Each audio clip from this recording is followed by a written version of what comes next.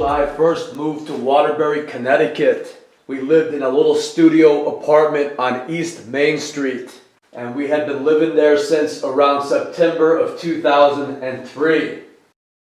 So my father gives me a call one day and says, why don't you come take a ride with me? We'll get something to eat, and then I want to show you something. And we stop by, get something to eat, then we go up to this condo complex. And the condo complex is called East Point Condominiums. And it is on this dead-end road at the top of this hill. So it's kind of like in an isolated area for Waterbury, in that there's no through traffic up there. You're going up there for that condo complex, those two condominium complexes, or you don't go up there at all. So it was kind of like in an isolated area in that regard. And it overlooked Interstate 84. So it was on the top of something like a cliff that overlooked Interstate 84. So he said, your stepmother and I just bought this condo. How would you like to move into it? And I said, how much did this cost you? And he said, well, I got a good deal on it. And I think he said he bought it for 50 or 60 grand.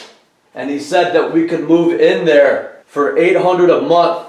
And we had been paying something like $600 for our studio apartment. So I shook his hand and I said, thank you so much. I can't wait to tell Rachel. Let's go call her now. So at the time, I would like to think that my father did this because I was his son and he wanted to do something nice for us. But as you could probably tell from this report, the reason my father does things, like tell you where to get a good job at the New Fairfield school system, is less to help you out and more because he's going along with a plan that's set forth by his supervisors. So this is an area that they wanted Rachel and I to move into for reasons that will become clear as you listen to this report.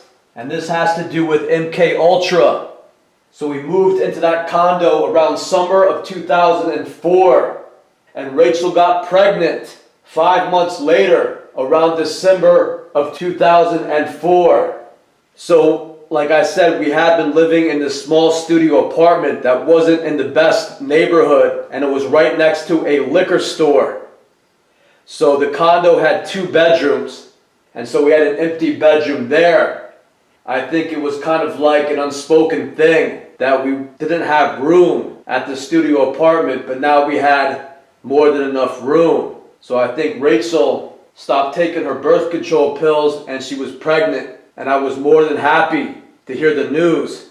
So my daughter named Eliza was born in September of 2005, and my second daughter Michaela was born in October of 2007, almost exactly 2 years later. So for the next 5 years I worked at different jobs while living in that condo. I worked, of course, for the New Fairfield school system that you heard about in the last report.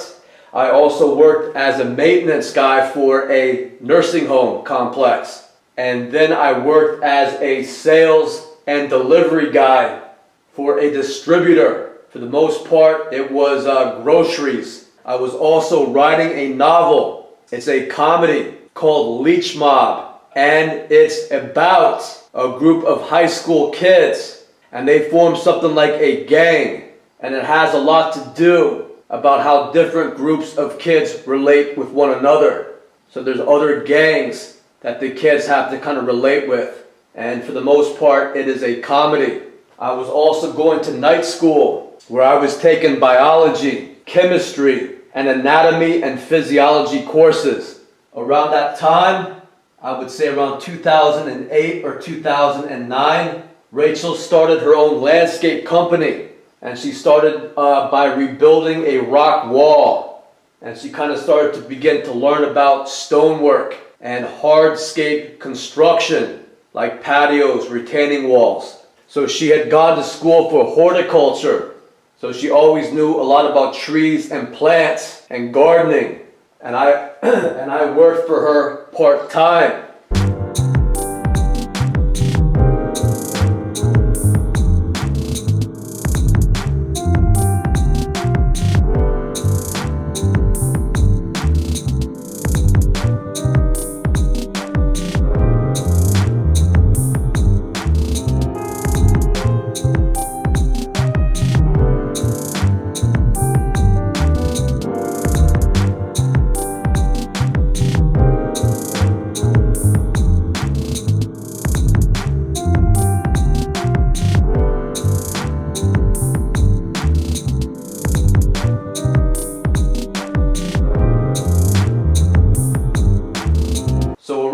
2010, my father began to act a little weird, and I've never really noticed this side to him before.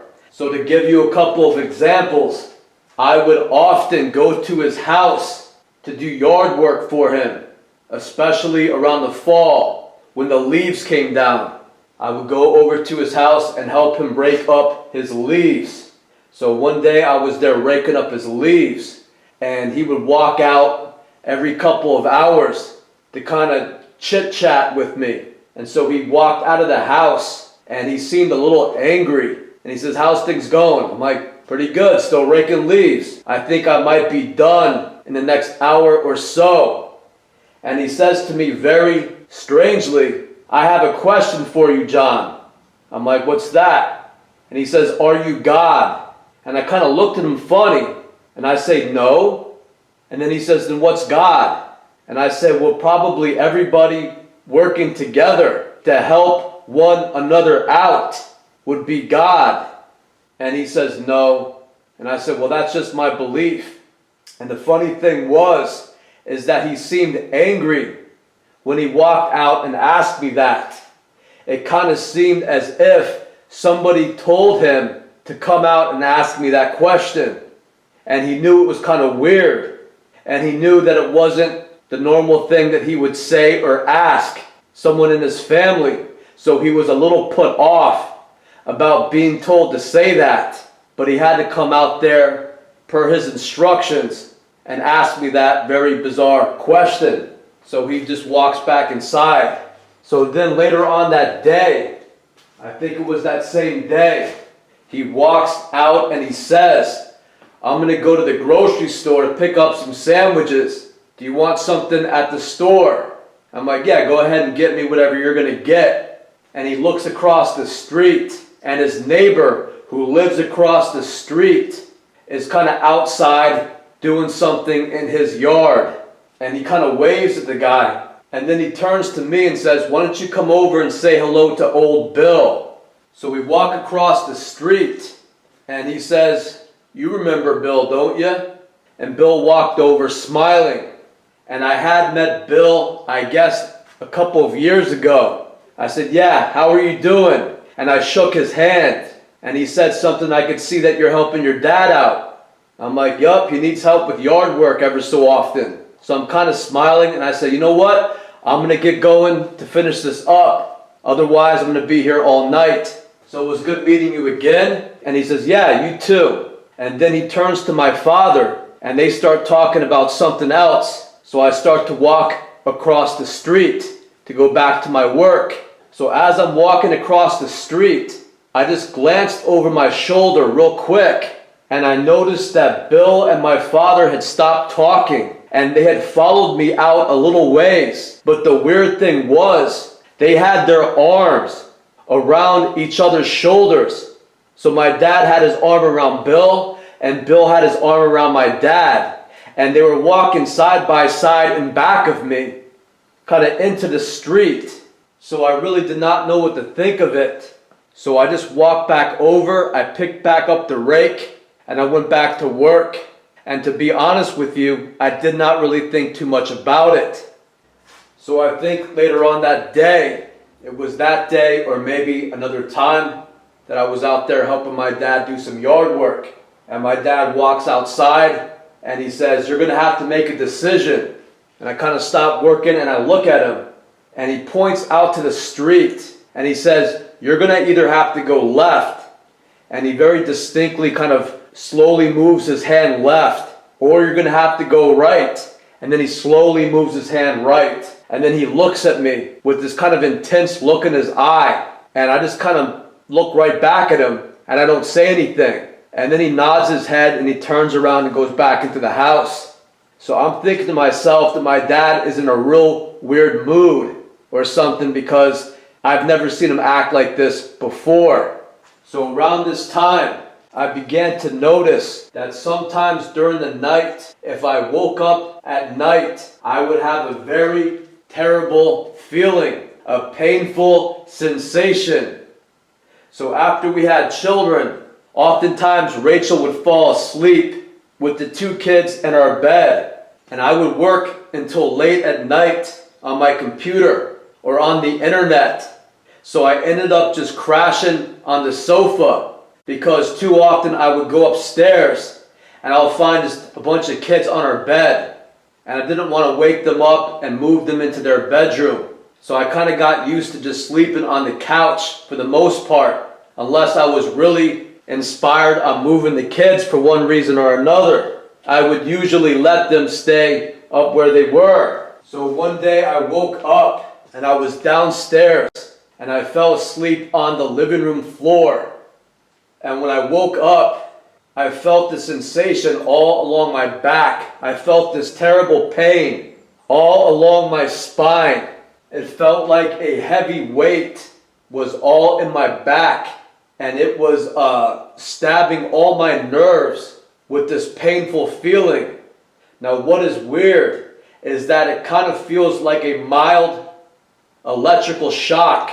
One time when I was younger, I went to pull the cord out of the electrical socket and my finger touched one of the metal prongs, and I felt this electrical surge kind of vibrate my arm, and it starts where your finger is touching the metal prong, and it kind of went halfway up my forearm, and immediately I pulled my arm back and started shaking my arm.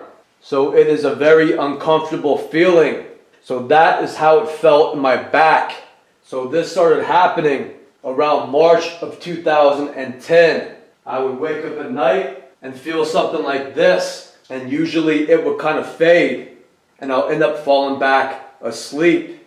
So around this time, my dad suggested that Rachel and I attend a parenting class. He said one of his friends named Bill Corbett wrote an excellent book on parenting.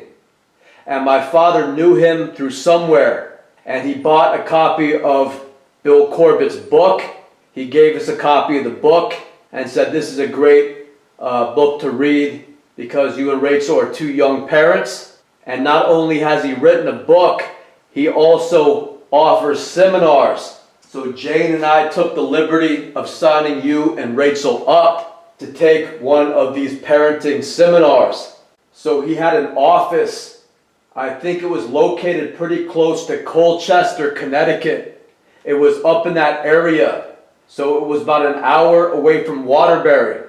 So Rachel and I dropped our daughters off at her sister's house. She has a sister named April, and April lives in Colchester. So we dropped Eliza and Michaela off at April's house, and then we drove over to where the parenting seminar was. So there were 3 individuals in that parenting class that, in my opinion, looked a little odd. There was about a 50 or 60-year-old African American lady, and she was extremely fat, and she wore thick Coke bottle glasses, and she was talking in the lobby. They had refreshments out on a table for the seminar, and this lady announced that she has something like 40 grandchildren.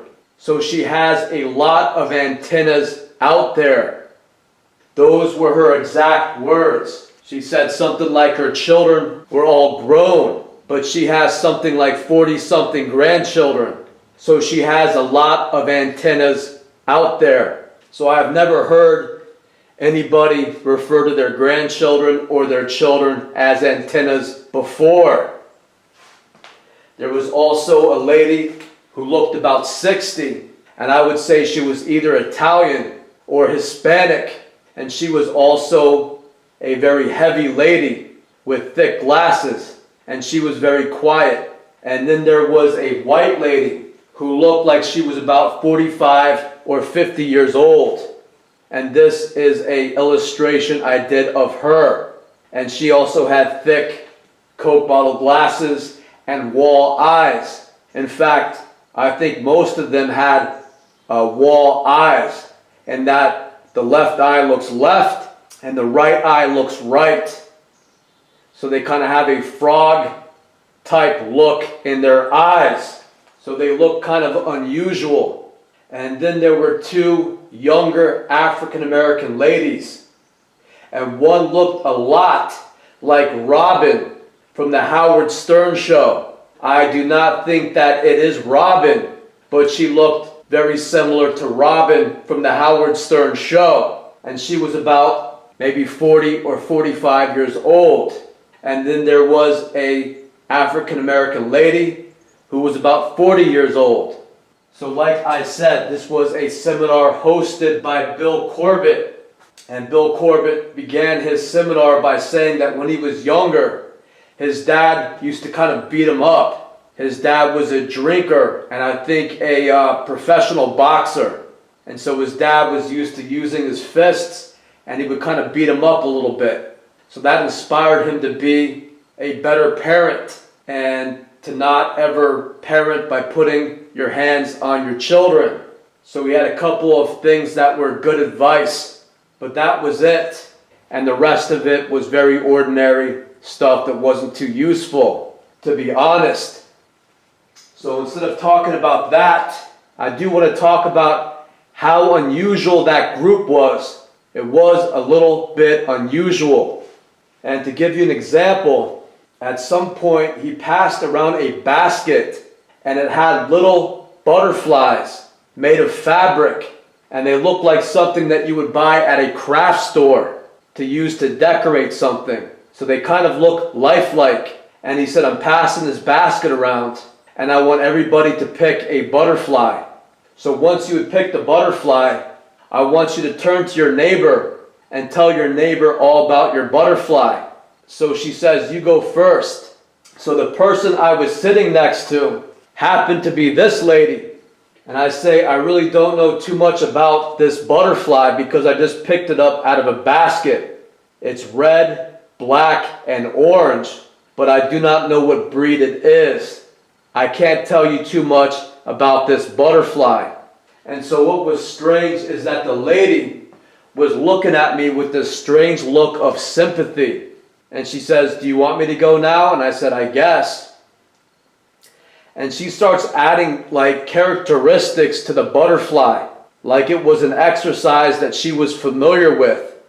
And she's like, well, my butterfly is really playful. I would like to think of my butterfly as a very playful butterfly. And my butterfly likes to go to the movies. And she starts going on and on, talking about her butterfly. Now we just picked these butterflies out of a basket that he passed around the room.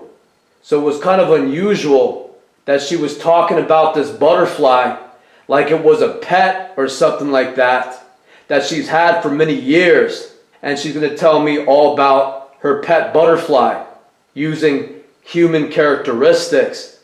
So it began to take on something like a form of some sort of strange psychology, something like child psychology.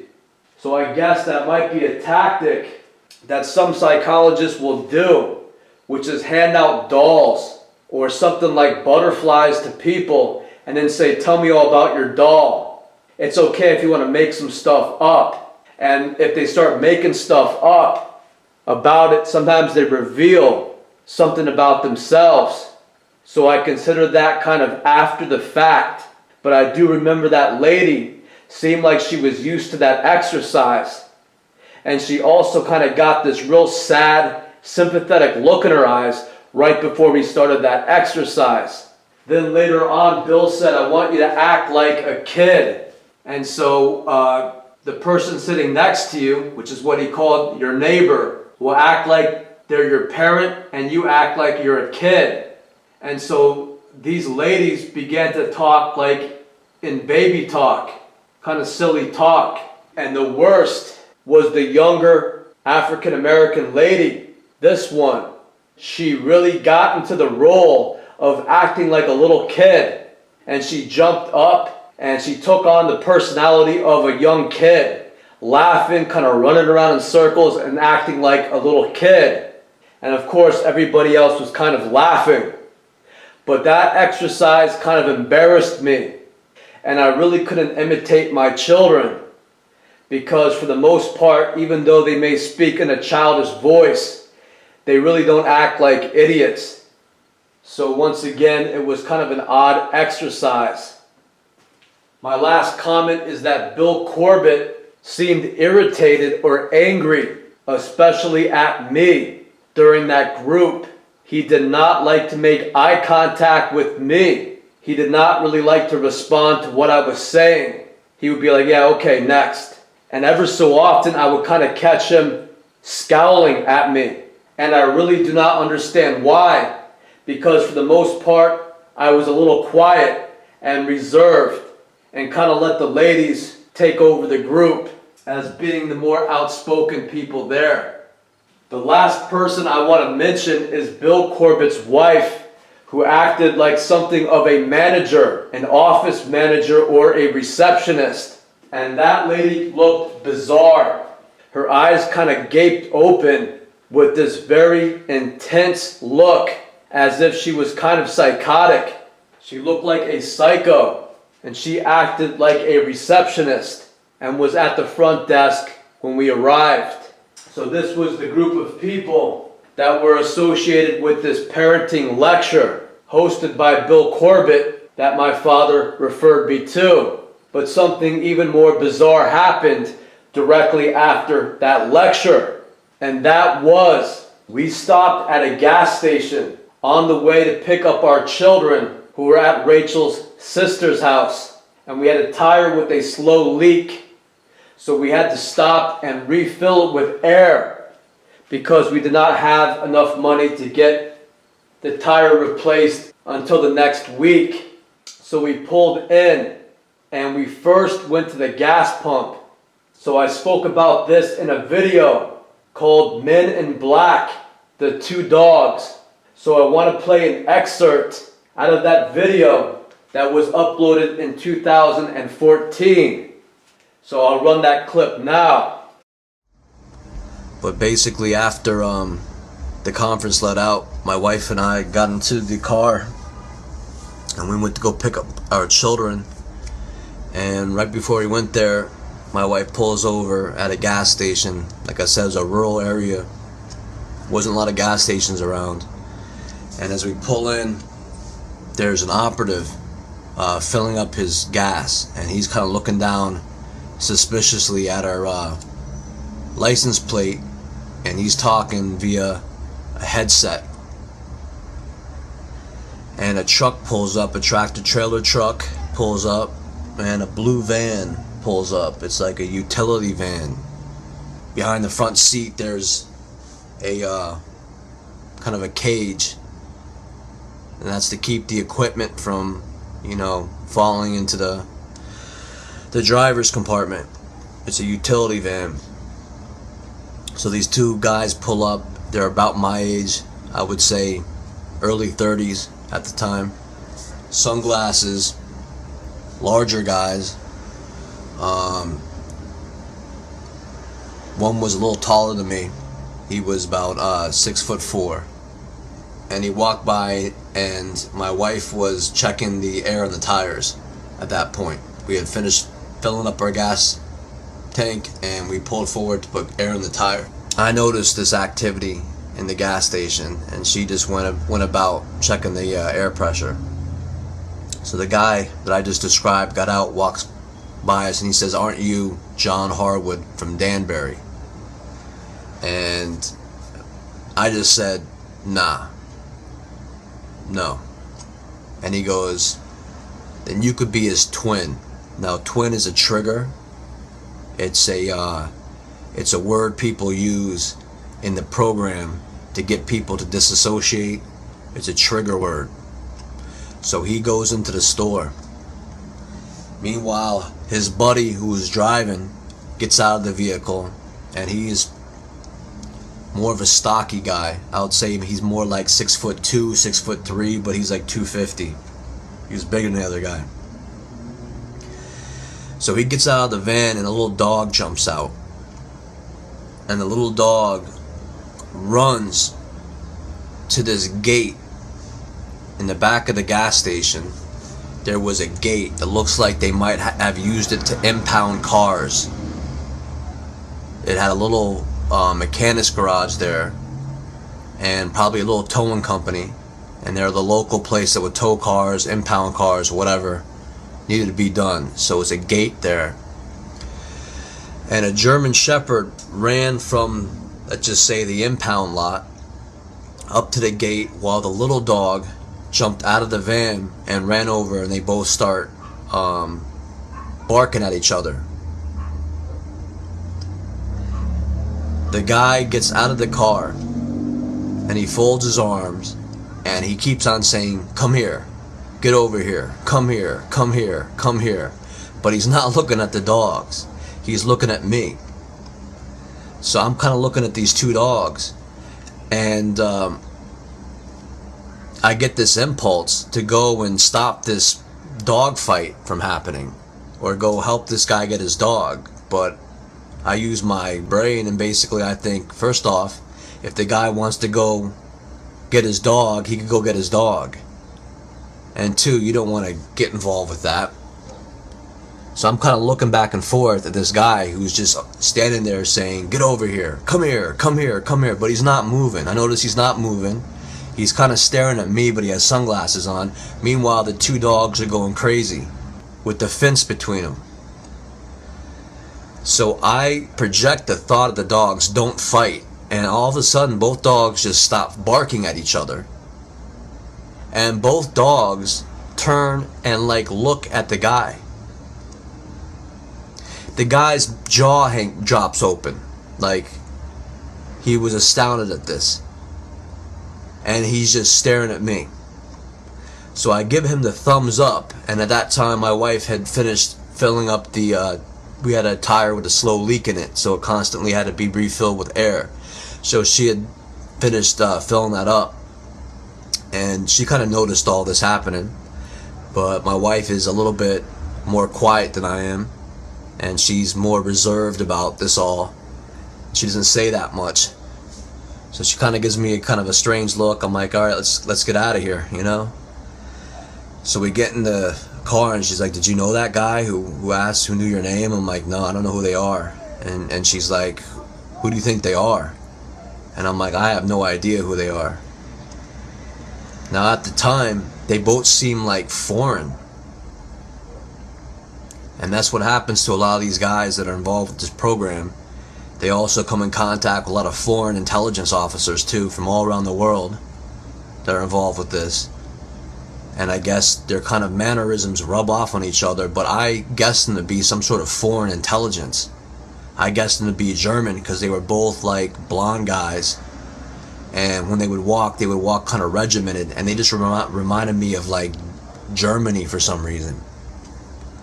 And I said, I don't know who they are, if they're feds or what their deal is. And she's like, "Do you think they're good guys?" I'm like, "I don't know."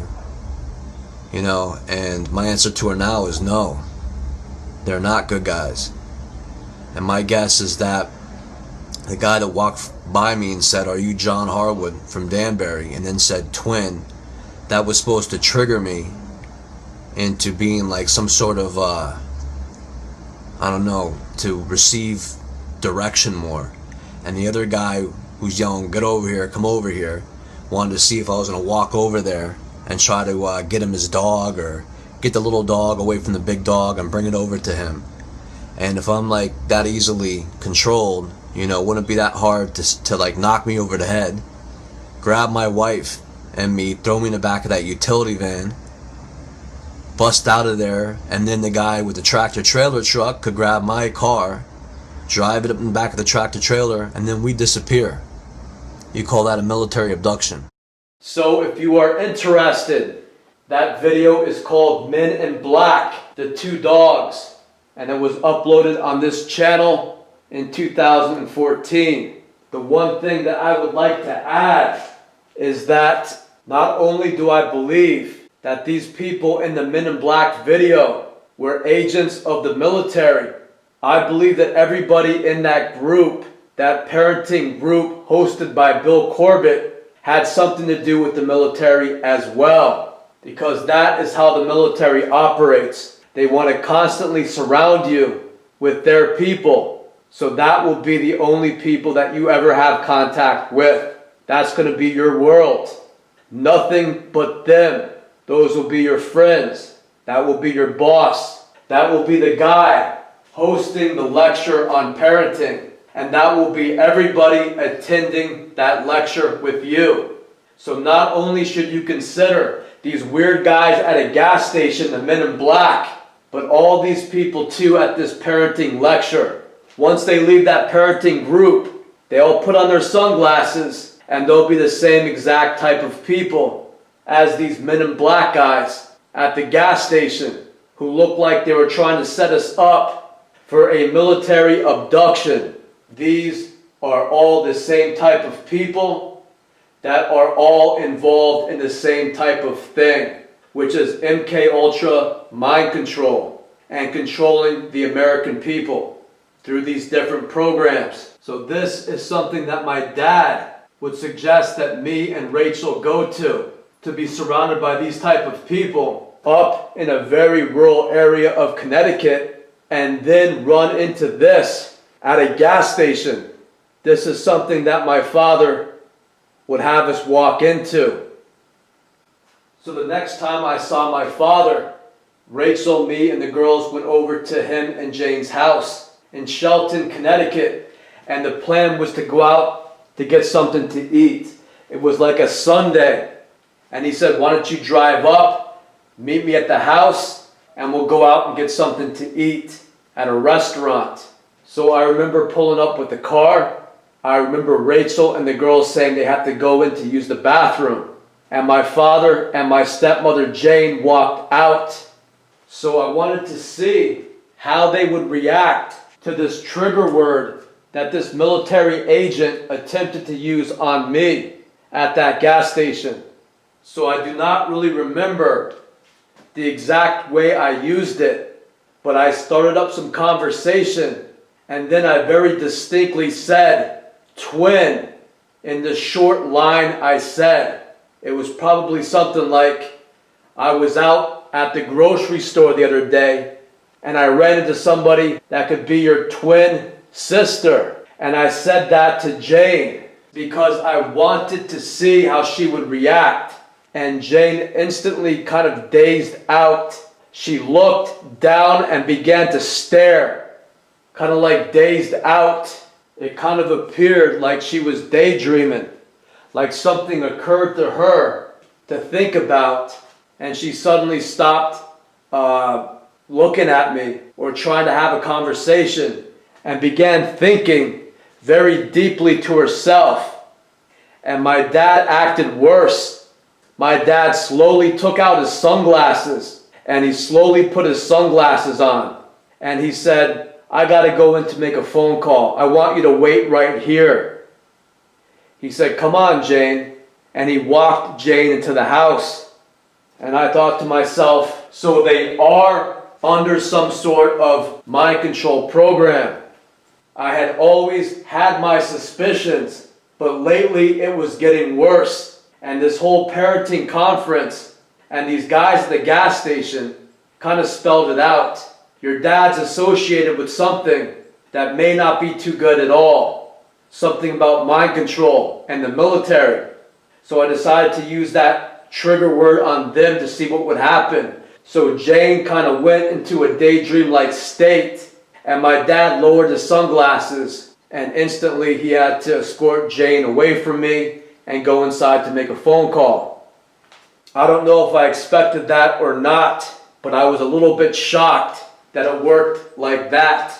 It worked to that degree, and I didn't know what to do at that point. So I'm kind of standing there, and then Rachel and my girls walk out, and they're walking around the yard, and then my dad walks out. He's still wearing his sunglasses, and Jane does not say a word to me. She's still like in this robotic, kind of hypnotized state. She walks past me, and she gets into the passenger side of the car, and she sits staring straight forward. And my dad says, I want you to follow me. Do you understand? You follow me. And he kind of makes me nervous. And he has his dark sunglasses on that you can't see through. And he's acting very serious and a little angry. So he goes and he gets into the driver's side. And I walk over and I say, Jane, and I kind of tap on the glass, and she's kind of sitting there looking forward. And I say, Jane, are you okay? And she kind of sits there like she wants to ignore me for a second. And then she kind of like shakes it off. And she rolls down the window and she says, what? I'm like, Jane, are you okay? And she's like, yeah, I'm okay.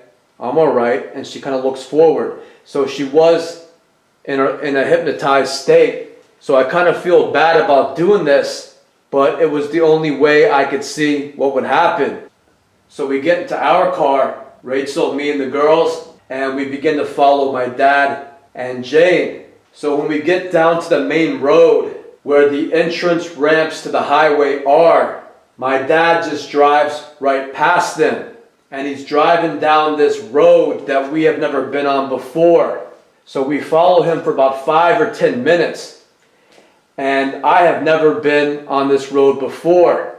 If we are going to go out to eat, we always jump on the highway and go to another city. I have never been on this road before in my life. And so my dad is just driving and driving, and I don't recognize the area. So I kind of get a bad feeling about how he said, you follow me. You hear me? You follow me. So when we get to a light, the light is turning yellow, and my dad goes through it. And even though I could have continued through the light, I stop. I stop as the light is turning yellow, and he goes down a little ways, and I could see him pulling over. So to the left is a little tiny gas station. So I immediately pull a U-turn. I dip into the gas station, and I take off going the other way. I get back to the entrance ramp of the highway. I jump on the highway, and I go back to Waterbury. So Rachel's like, why are you doing this? What are you doing? What are you doing? And at that point, I'm just like, just shut up. And she said, I have no idea why you're not following your dad. And I'm like, he got mad at me back there. I don't want to go wherever he wants to go. He's getting kind of weird. And when he gets like this, I don't trust him. So just take my word for it. Let's not follow him.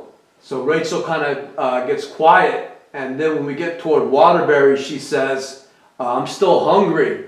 I didn't feed the kids anything for lunch because I thought we're going to eat out and we have nothing at home. So could we stop and get something to eat around here? And I said, sure. Where do you want to go in Waterbury? So she names a hamburger stand that was right down the street from her work, from her old job. And it's an outdoor restaurant where you walk up to the window. They have 3 or 4 windows that you order from.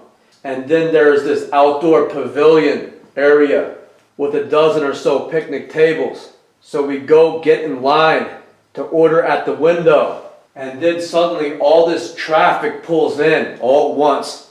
The place was kind of dead before. There was a short line, but the place was kind of dead. And suddenly a dozen cars pull in. And out comes a dozen or so people, all with sunglasses. And they all have the look of being part of the program. And that means they look roboticized. They look very stiff and robotic with no expressions on their face. And if you look at them closely, a lot of them seem dumb. They like people who are easy to program. So a lot of these people are dumb.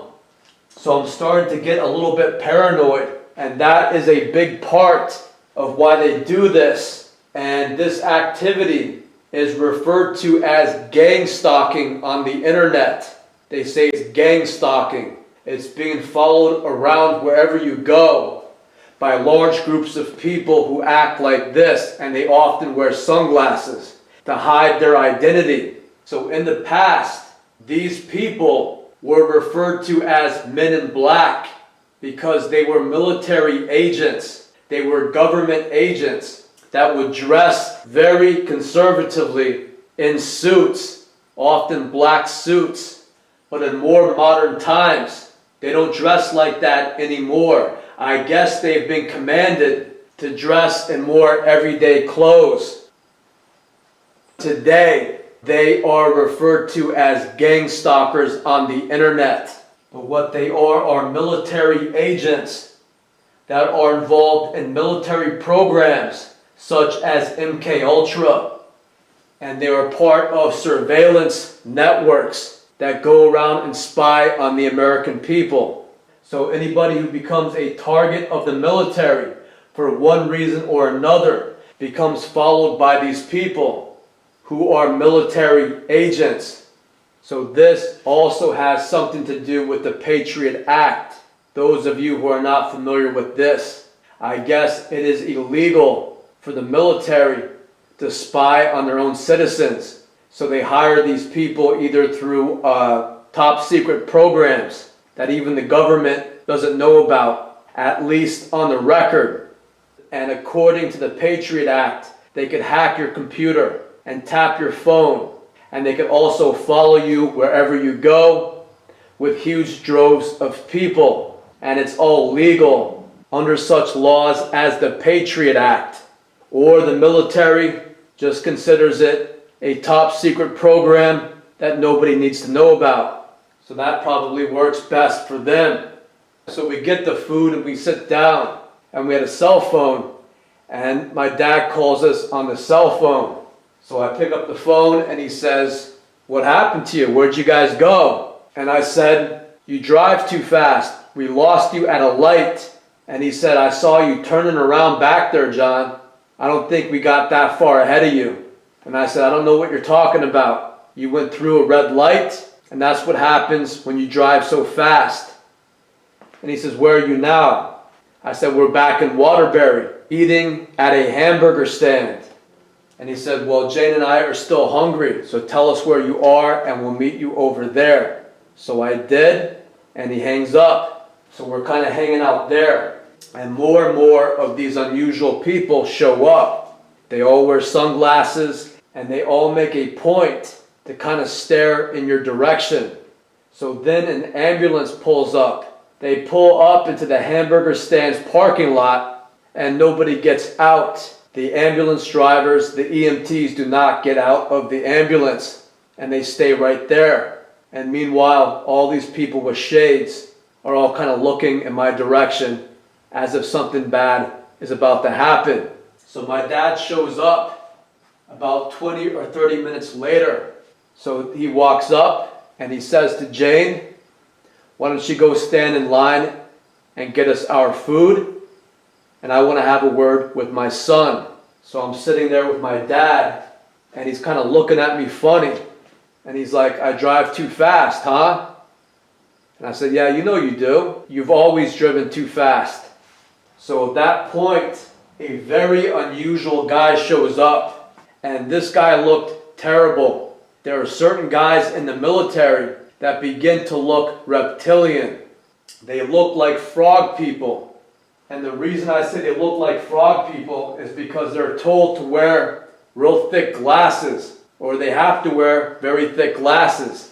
So here's this guy who's around 5'10", and he's real stocky, and he looks like he may be Hispanic.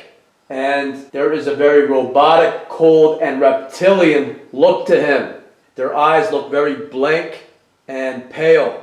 They kind of have this hard, blank look in their eyes, and their faces kind of puff out, and they look like frogmen. And when they show up, you instantly know that this guy does not look like somebody that you want to talk to. He does not look like somebody who you would trust. He looks like somebody who may be sadistic or maybe have mental problems. So he walks up and he sits down at a table kind of close to us. And as soon as he does that, the MK Ultra program must have turned up the energy in that area.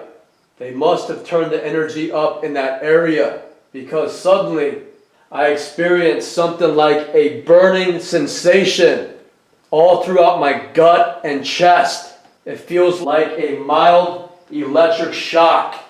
It is this painful sensation that seems to get worse and worse and worse until you cannot stand it. And this happens as soon as this guy gets there. And he's sitting there with this blank look in his eyes. He waddles over to a table near us and sits there. And as soon as he does that, my dad gets up from our table, he walks over and he sits down next to the frogman. And he strikes up a conversation with the frogman. So the frogman is about my age, and he's not saying too much to my dad. He's just nodding or shaking his head yes or no. And my dad is doing most of the talking. But it's as if my dad knows that as soon as this guy walked up, this terrible energy fills the area.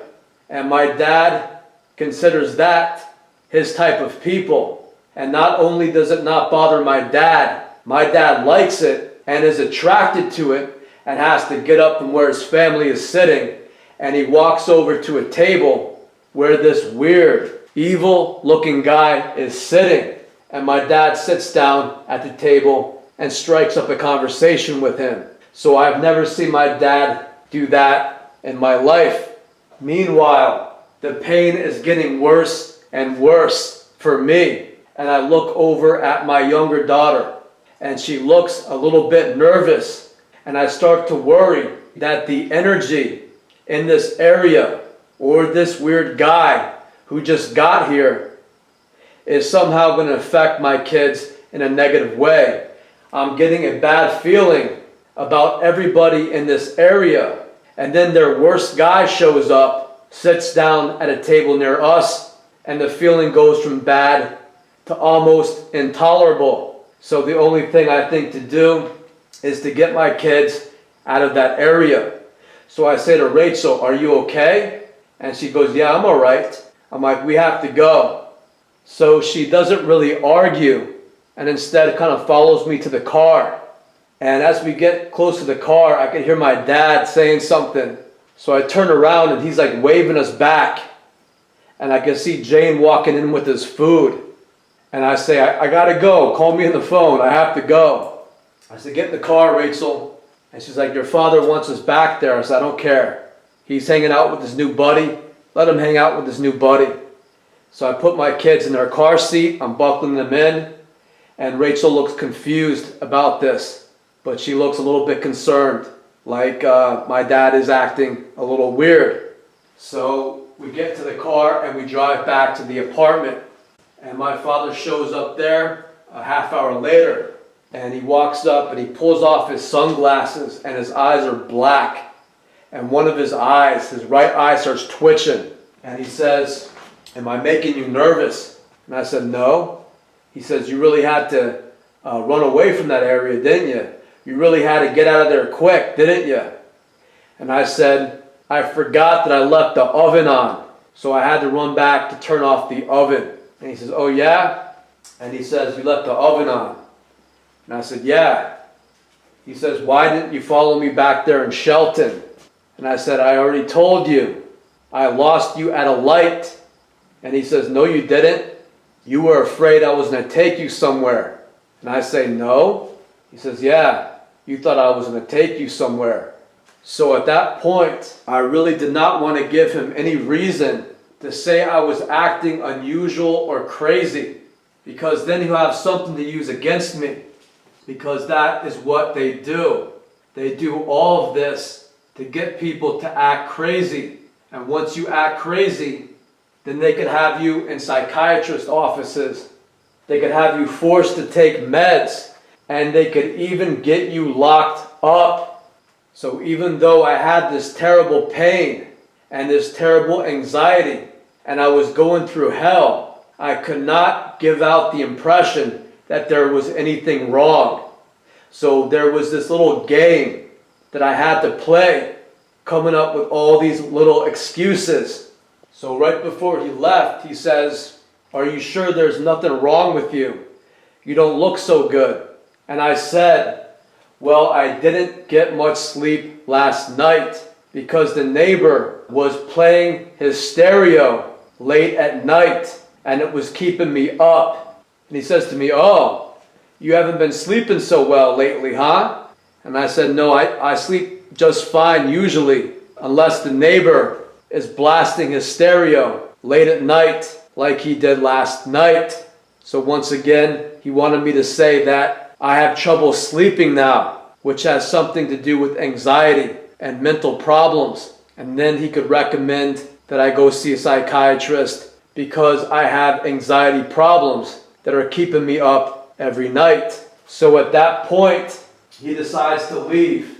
He walks downstairs, he goes outside, and he leans into his window and he starts blaring the horn. He starts honking the horn while looking up at my neighbor's condo. So there's my dad, walks out to his car, leans in his window, starts honking his horn while staring at my neighbor's condo. So that's some more unusual behavior from my father.